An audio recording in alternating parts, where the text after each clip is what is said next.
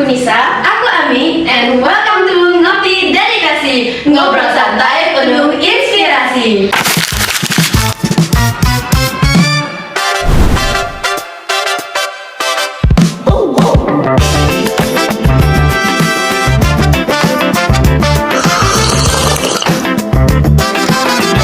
Nah, pada episode kali ini kita akan mengundang seseorang dan mengulas kembali perjalanannya yang membuktikan bahwa usaha dan kerja keras itu membawakan kita ke pencapaian sangat membanggakan nih Amin.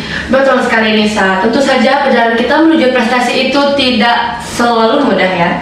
Ada banyak tantangan, pengalaman, bahkan pelajaran berharga yang dapat kita ambil dalam perjalanan kita menuju prestasi yang sangat kita inginkan itu. Nah, hari ini kita akan mendengarkan langsung cerita dari narasumber kita. Nah, penasaran siapa tamu spesial kita? Langsung saja kita sambut dengan tepuk tangan yang meriah ya, Bang Agra.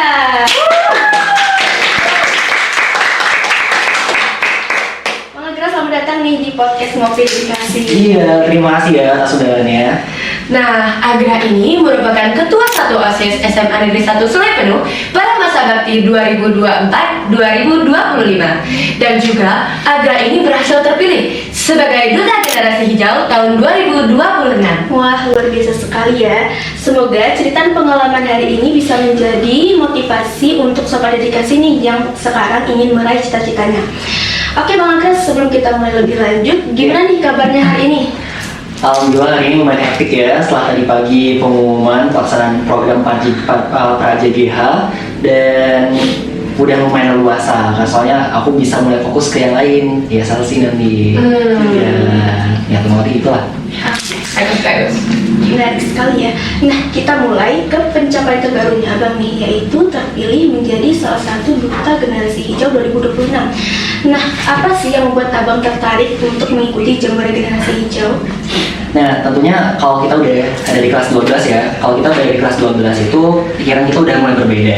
Kita udah orientasinya pengen melanjutkan ke dunia perkuliahan. Kita udah mikir tentang masa depan dan sebagainya. Nah, di sini aku ngeliat kalau seandainya kita bergabung, kita ikut kegiatan JGH Jambore Generasi Hijau oleh Green Grid. Nah, itu portofolio sangat berguna, Anissa, Sami. Itu berguna banget. Misal kamu pengen daftar melalui Golden Ticket, atau kamu pengen jadiin portofolio untuk kegiatan kamu yang lainnya. Misalnya pengen ikut kegiatan volunteer yang lainnya buat nambah portofolio, itu berguna banget. Dan itulah alasan utama kenapa aku itu ikut Duta Generasi Hijau. Nah, tuh. Gimana sih proses Agra untuk ikut seleksi Duta Generasi Hijau tahun 2026 ini? Nah, proses seleksinya cukup ada beberapa tahap ya. Tahap pertama itu pendaftaran melalui G-Form. Nah, kita tuh bakal upload di Bon dan sebagainya. Selanjutnya, kita tuh bakal ngisi semacam esai. Kita bakal esainya itu cukup melalui G-Form-nya aja. Gak usah kita buat di Word dan sebagainya. Untuk tahun ini tidak ada. Tapi kalau di inovasi tahun kedepannya ya jangan kaget ya. Nah, esai melalui esainya tentang esai kepemimpinan kita, inovasi kita ketika sudah menjadi gabung JGH dan pasca JGH akan bagaimana. Kemudian puncaknya bagaimana sih dilema kita ketika berorganisasi, menyelesaikan masalah, dan program kita selama berorganisasi yang efeknya itu jangka panjang nanti diisi. Kemudian yang cukup harus membutuhkan kreativitas yang tinggi itu membuat video. Ada video kreatif. Nah, itu bakal kalian buat. Intinya videonya itu terbagi di 3 bagian: perkenalan, kemudian masalah isu-isu sekarang, sama program kalian apa. Program kalian bagaimana, kemudian diupload. Nah, kalau nggak salah itu aku pengumumannya sekitaran Juni bulan kemarin pengumuman, dan itu tuh udah fix untuk berangkat ke Jakartanya kalau tahun ini. Kalau tahun kemarin lupa, di Jawa juga ya, alhamdulillah. Ya itulah kurang lebihnya. Gitu. Agra, aku mau nanya tentang masalah perihal yang video kamu, permasalahan dan program. Jadi program yang kamu jelasin tadi pagi di depan seluruh siswa SMA SMA Negeri 1 tadi itu berarti udah kamu pikir dari jauh-jauh hari sampai mungkin ada di video kamu? Ya, tentunya untuk program yang sudah saya buat itu udah dipikirin jauh-jauh hari. Namun dari pihak panitia itu memberikan keleluasaan kalau misalnya nggak memungkinkan untuk melaksanakan dalam waktu yang singkat. Ini pelaksanaannya itu 2 minggu doang kalau nggak salah, kurang lebih ya, 2 minggu. Jadi boleh ditolerir, dirubah sedikit. Nah, aku kan rencananya pengen melaksanakan juga kelas sehat, jadi kayak dilaksanakan beberapa bulan. Tapi karena waktu yang diberikan itu sekitar 3 minggu, aku pangkas saja. Jadi pelaksanaan itu setoran bank sampah, trash to treasure challenge. Jadi dibatasi segitu. Nah, gitu. Oke, baik. Ada nggak sih program yang yang harus dilakukan oleh seorang duta generasi, generasi hijau nih? Ada nggak ya?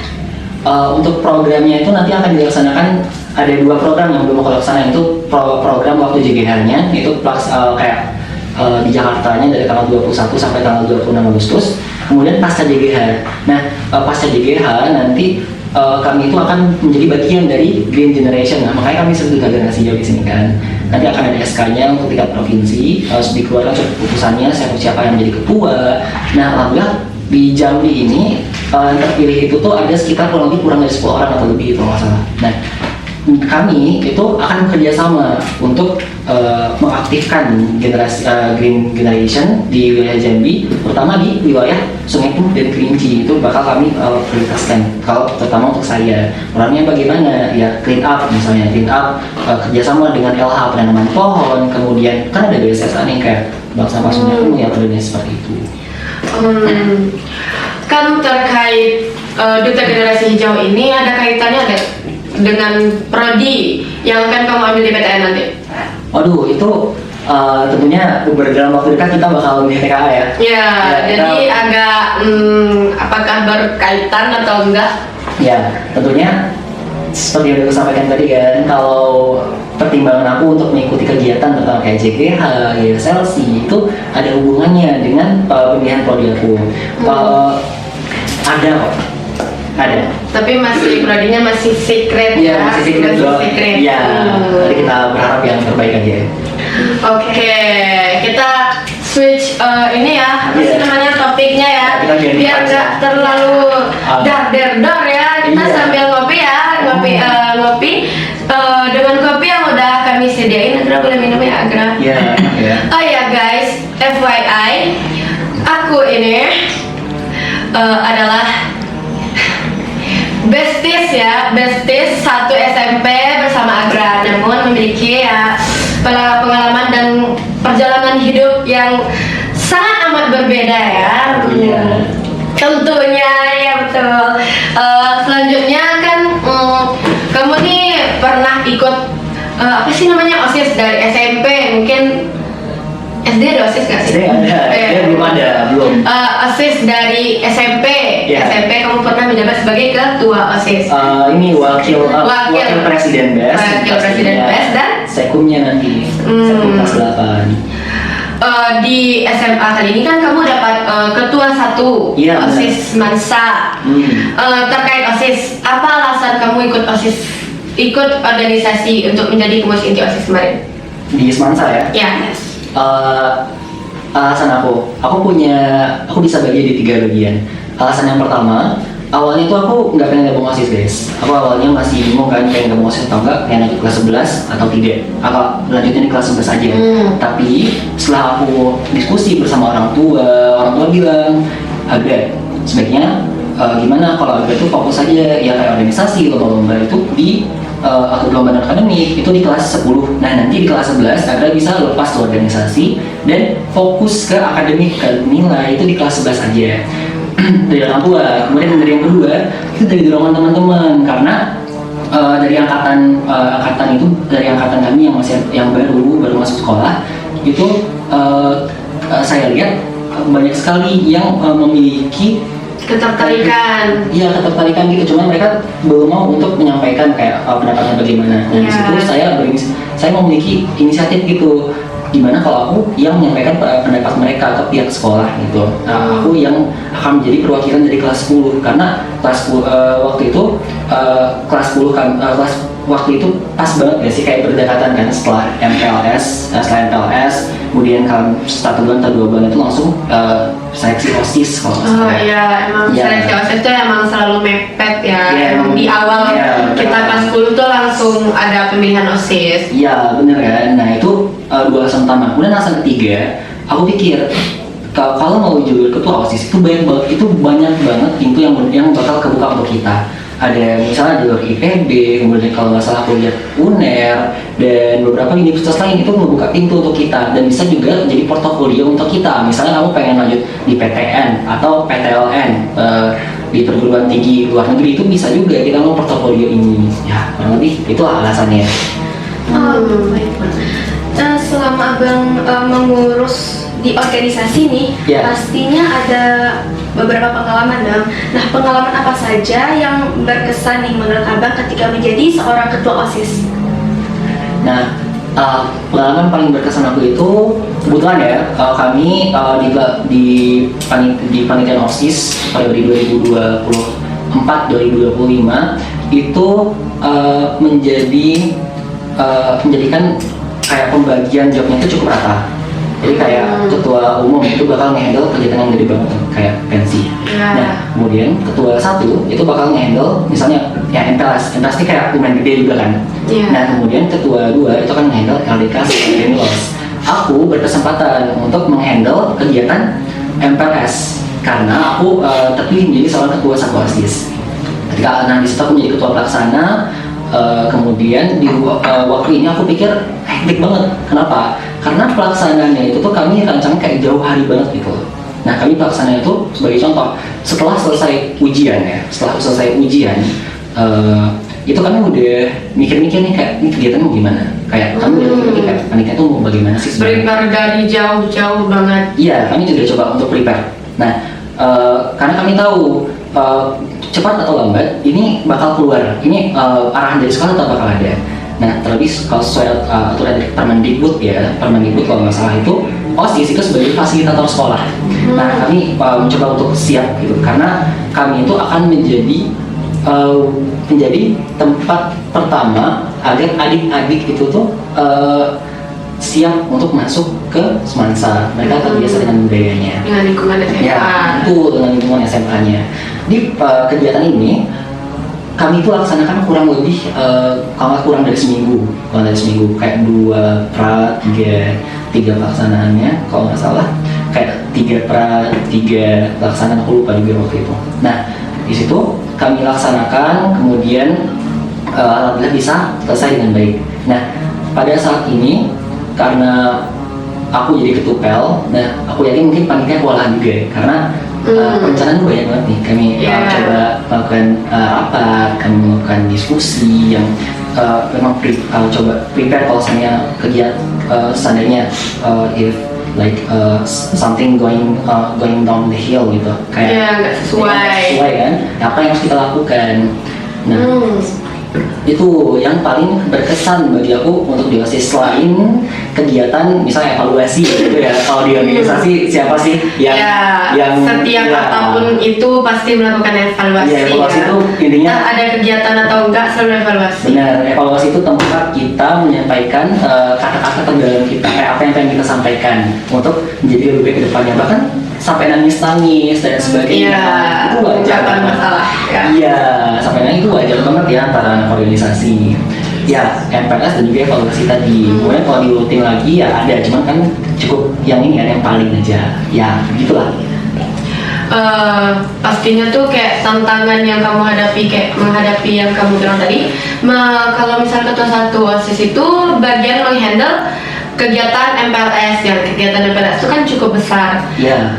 Tantangan yang kamu rasa mungkin dibilang paling berat, ya gitulah, yang kan pasti tantangannya berat ya. Iya. Yang paling berat ngurus adik-adiknya atau ngurus teman-teman yang lainnya atau gimana? Wajib. Nah, ini aku paling beratnya itu ketika kami itu mencoba untuk membagi adik kelas itu per rombel. Nah, pada saat itu kan aku kayak gabut nih, gabut coba bagi-bagi pribadi kan. Dan nanti pas sudah coba cukup jelas, aku panggil kami diskusi bareng seluruh inti organisasi, seluruh inti kepanitiaan. Nah, bahkan itu nggak waktu di ruang OSIS itu nggak selesai juga ya. Bahkan kami lanjut lagi sampai ke rumah gitu. Itu untuk menentukan ini harus rata, dari domisili harus sekian, kemudian dari prestasi sekian, afirmasi sekian, dan kayak jangan ada yang numpang tinggi deh. Nah, Ya, takut mendominasi, misalnya di sini malahan yang domisili, di sini prestasi, nanti kan Ya. ada kayak lomba antar rombel, takutnya bentrok. iya, benar kan. Nah, jadi tantangannya itu yang pertama tadi di sana. Iya. Itu kayak ya pertama kali lah kita coba rumus-rumus gitu. Iya, iya. Nah, terus yang kedua, ini kami itu panitia itu terutama yang pelaksana kan. Yang pelaksana itu karena banyak sekali kegiatan yang liburan kan dan sebagainya, jadi koordinasi itu cukup susah. Sedangkan kami itu harus berdiskusinya cukup intens gitu loh. Jadi kayak misalnya kami yang inti kepanitiaan itu berkoordinasi dengan dari panitia guru. Itu kan karena waktu hari libur dan kalau kita harus paham karena ini waktu libur loh sebenarnya. Cuman karena kita pengen kegiatan ini berjalan dengan lancar, ya bagaimana kita berkompromi di hal tersebut. Kita panitia menyiapkan dan kita berkoordinasi dengan guru dengan waktu yang telah disediakan tadi.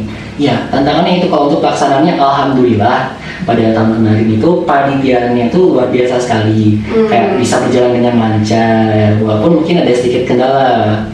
Ya, kendala-kendala minor yang bisa selesai. Karena apa? Karena persiapannya tadi dari awal emang udah aman. Bisa dibilang kayak udah cukup matang lah ya. Iya, kita udah coba meminimalisir semua kemungkinan yang buruk gitu. Ya, resikonya.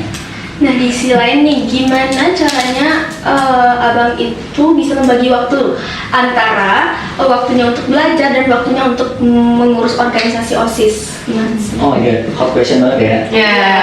Jadi terlebih aku udah kasih tahu kan, kayak di awal kelas 10 tuh aku pengen fokus ke OSIS kan, nggak ke akademik. Nah, bagaimana cara kita berkompromi? Kalau di garis bawahi ya, ketika kita bergabung OSIS, itu artinya kita tuh sudah siap untuk menjadi jembatan antara siswa dan juga guru, antara siswa dan juga sekolah. Kita sudah disumpah gitu. Mungkin di bawah sebelah kiri ini ada anggota organisasi kita, ada sekolah. Kemudian di bawah sebelah kanan itu ada nama kita, ada nama keluarga kita. Jadi yang kita bawa ini, misalnya tambah contoh namanya itu Agrabel Siati lah, itu bukan cuma nama Agra lagi, tapi nama sekolah, nama OSIS, juga nama keluarga. Nah, dari situ ketika kita udah sadar, kita udah berubah mindsetnya kan, kita sadar, aku tuh nggak boleh stay di zona nyaman, aku tuh harus berubah. Nah, ketika kita sudah memiliki mindset yang seperti itu, kita pasti bakal ketemu caranya masing-masing, karena cara setiap orang tuh berbeda-beda. Nah, ketika kamu harus teguhkan diri kamu yakinkan diri kamu kalau kamu bisa, dan coba dulu. Mungkin akan capek pada awalnya, kamu akan kelelahan. Ya udah, kamu istirahat, kamu nggak ngapa-ngapain tadi nggak masalah, karena kamu udah berusaha. Setidaknya kamu tuh udah berusaha dan itu yang paling penting. Nah, kalau dari pengalaman aku pribadi, jujur, aku tuh periode posisinya tuh kalau di awal-awal ya, ini kan masih kelas 10, jadi masih belajar, jadi kayak masih baru-baru. Iya, masih newbie kan, walaupun di SMP udah, tapi ini pelaksanaan di SMA. Aku coba menyesuaikan dulu antara akademik sama organisasi. Emang susah balance-nya, nggak bisa langsung tiba-tiba, nggak bisa, emang butuh proses. Mungkin waktu kelas 10 itu nilai aku ya kayak nggak sesuai harapan gitu misalnya. Nilai segini, kayak aku harapannya sekian. Nah, tapi aku dapatnya ya udah cuma jatuh banget dari ekspektasi yang kita sesuai harapin. ekspektasi kan. Ya, oke, nggak masalah. Kita coba lihat bulan depannya, kita coba perbaiki bagaimana. Kalau masalah aku itu adalah misalnya manajemen waktu. Ya udah, terus apa masalah manajemen waktu aku?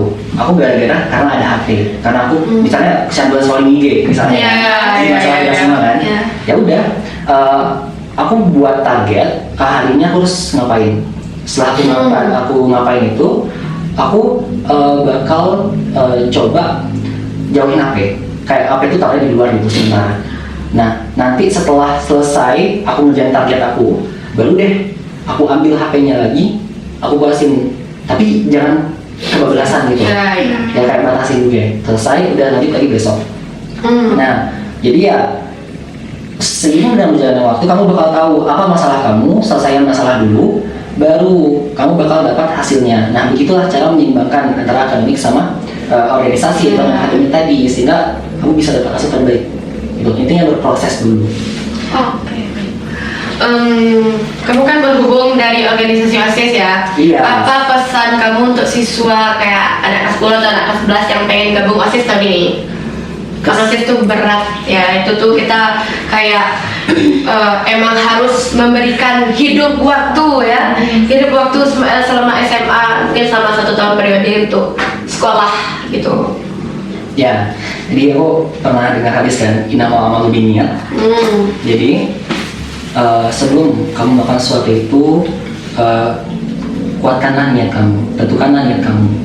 Nah, satu hal yang pengen aku pastiin dulu ke anak-anak yang tidak OSIS lah, kamu gak OSIS kenapa? Niat kamu itu apa sebenarnya? Kalau kamu pengen ini nambah portofolio, ya nggak masalah. Itu ya itu kebenarannya seperti itu. Kamu pengen berprestasi, ya nggak masalah. Kamu pengen cari validasi, ya nggak masalah. Itu kan keinginan orang masing-masing. Iya, niat. Iya, niatnya kan. Tapi di dalam hati kamu, di lubuk hati dalam kamu itu tolong tanamkan. Kamu itu nanti akan bersumpah di atas Al-Quran. Akan bersumpah bahwasanya itu kamu akan melayani sekolah. Kamu tuh akan menjadi panitia di sekolah. Nah, ketika kamu sudah melakukan sumpah itu, yang artinya kamu itu mendedikasikan diri kamu untuk sekolah. Jadi jangan egois terhadap nilai kamu, jangan egois terhadap kesibukan kamu. Prioritaskan dulu OSIS. Nah, itu intinya yang pengen aku sampaikan ke anak-anak yang baru, anak-anak yang mungkin pengen bergabung, terutama kelas 11. Kelas 10 mungkin ya kalau seandainya kalian beruntung, kalian bisa ini ya dari ketua 1. Tapi biasa itu ketua umum itu dari kelas 11 karena memang sudah mungkin lebih dipercaya gitu, karena mereka udah terbiasa di Semansai, tahu budayanya dan penerapannya bagaimana. Iya. Berpengalaman gitu lah ya. Ya, itulah kalau pesan dari saya itu dulu. Sebelum kamu lanjut untuk mendaftar OSIS, teguhkan hati kamu dulu. Gitu. Oke. Ya guys, Bisti aku nih nggak cuman di OSIS, di apa sih namanya nih, Duta Generasi Hijau aja ya. Bisti aku nih juga berprestasi banget di bidang bahasa Inggris. Bahasa Indonesianya mantap, bahasa Inggrisnya juga mantap banget. Jadi Besti aku ini pernah ikut debat bahasa Inggris sampai ke tingkat provinsi, juara 2 provinsi ya. Alhamdulillah. Terus menurut kamu nih Gra, kemampuan debat itu penting nggak sih untuk para pelajar yang nggak harus debat bahasa Inggris juga sih, tapi kayak kemampuan debat gitu loh. Terus gimana cara mempersiapkan diri, kayak persiapan diri kamu sebelum kamu ikut lomba kemarin itu? Gini, jadi sebelum aku jawab, aku bakal kasih dulu konteksnya. Jadi intinya kalau debat itu adalah argumen antara dua belah pihak. Nah, dimana dua belah pihak itu akan melindungi argumennya. Jadi nggak cuma sekedar nyerang, tapi juga bakal melindungi. Itu intinya tentang debat. Nah, di dalam debat itu kamu harus bisa berpikir apa argumen yang bakal mendukung argumen kamu dan apa yang kira-kira bakal mendukung lawan gitu. Kamu harus bisa berpikirnya secara inklusif gitu, memikir secara terbuka, open minded. Nah, menurut aku skill ini itu adalah skill yang diperlukan di zaman sekarang. Nah, karena aku tuh ngeliat kalau di zaman sekarang itu, terutama di budaya Indonesia ya, kalau kamu nggak setuju sama seseorang, berarti banyak pertentangan berarti kamu tuh benci sama seseorang. Itu tuh aku nggak setuju. Kenapa ya? Kalau seandainya kamu tuh nggak setuju sama argumen satu orang, ya kamu nggak setuju sama argumennya aja, bukan setuju sama orangnya, bukan benci sama dia. Nah, itu pola pikir yang harus diperbaiki. Nah, kalau kamu coba latihan debat gitu, kamu coba ya ngomong santai sama teman, tapi coba adu argumennya gitu. Ya, kamu akan mencoba untuk berpikir terbuka. Oh iya ya, ternyata di bagian dia itu juga ada benarnya juga. Nah, tapi ada kelemahan di bagian dia. Nah, gini. Nah, itu kalau debat harus cari yang mana yang paling benar kan. Tapi kalau di dunia nyata, kenapa debat ini terkadang kalau di dunia nyata tuh nggak bisa kita laksanakan? Karena di dunia nyata tuh kita cari solusi. Iya, betul. Gitu. Bukan lihat argumen mana yang paling bagus. Kita coba cari titik tengah. Nah, tapi dengan berbekal kemampuan skill yang kita dapat dari debat tadi, kita mampu untuk berpikir lebih logis, kritis, tertata dengan rapi, sehingga kita tuh bisa untuk berkompromi dengan argumen-argumen dari orang-orang lain. Nah, ketika itu udah terjadi, kita bisa cari titik tengah. Oke, misalnya nih Anissa tuh pengen sesuatu, misalnya A, tapi aku nggak bisa A, nggak bisa karena misalnya Anissa tuh pengen ngajakin kita semua tuh ke pantai. Nah, tapi aku nggak bisa ke pantai misalnya, karena aku tuh kalau kena matahari itu aku nggak bakal tahan. Aku tuh bakal ada kemungkinan kena kakak kulit misalnya. Nah, jauh banget tuh. Iya, jauh banget kan. Nah, bagaimana caranya? Oke, mungkin pertimbangan dari Anissa. Ya ini kan memaksimalkan kayak kebahagiaan aku. Ini kan karena tentang diriku.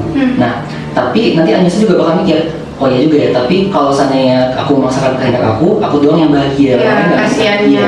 Yang satu lagi mungkin semuanya gak enakan gitu kan.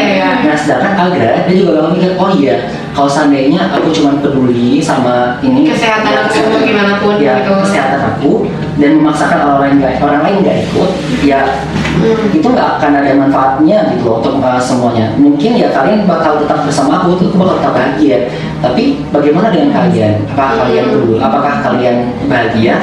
Nah, itulah kita cari titik tengahnya. Titik tengahnya bagaimana? Nanti kita bakal diskusi solusinya bagaimana. Nah, itulah kemampuan debater yang didapatkan, yang mungkin kalau kamu nggak sering melatih kemampuan debat kamu, itu nggak akan ada. Seperti itu. Nah, itulah pentingnya. Nah, pastinya sebelum kita ngelakuin debat itu pasti perlu banyak persiapan. Nah, menurut abang nih, bisa nggak ya diceritain gimana sih cara mempersiapkan diri kita nih sebelum mengikuti lomba debat? Oke. Aku bakal bagi dua periode ya. Jadi alhamdulillah aku itu kepilih di kelas 10 menjadi perwakilan dari Sumatera. Nah, kelas 10 aku itu persiapannya bersama teacher nih. Itu emang aku nggak ada basic debat. Aku nggak ada basic debat. Nah, teacher itu yang emang provide materinya. Aku bakal bagi tiga caranya. Pertama ada mentoring.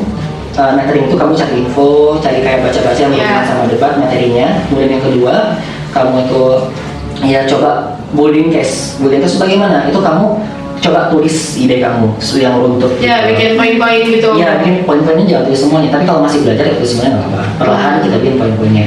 Yang ketiga itu adalah sparring. Tiga ini. Ketika kamu sudah mentoring, building case sama sparring, itu secara perlahan kamu itu akan meningkatkan jam terbang kamu. Jam terbang kamu akan meningkat. Nah, setelah kami tuh kemarin punya lawan sparring, itu ada Rafa dan kawan-kawan gitu kan.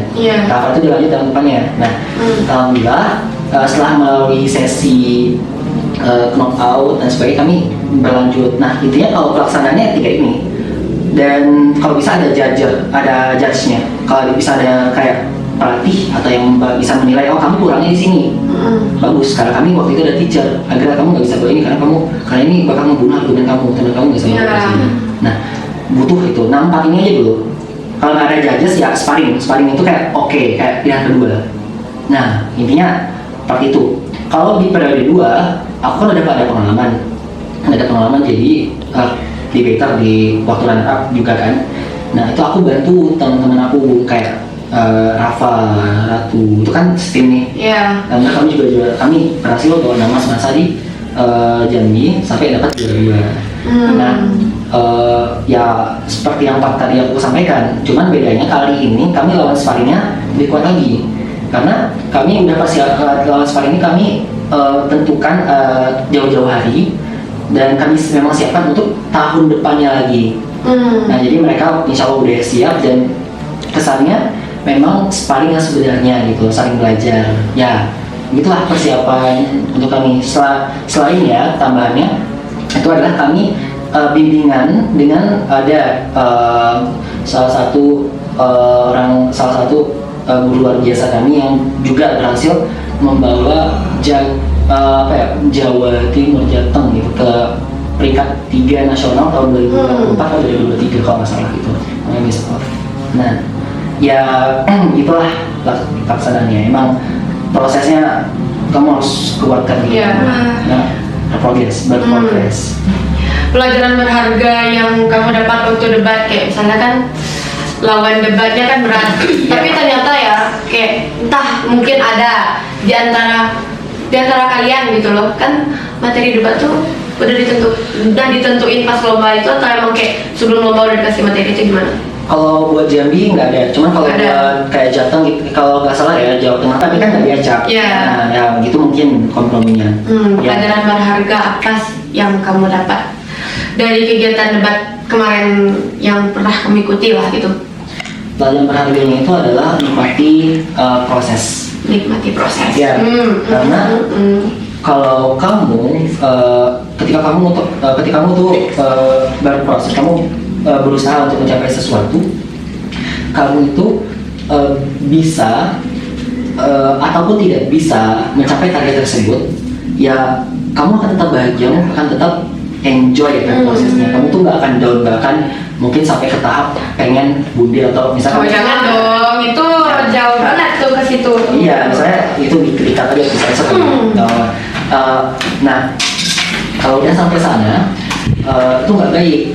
Nah, dan oleh sebab itu kamu ya enjoy prosesnya dulu, itu pengalaman yang paling penting gitu.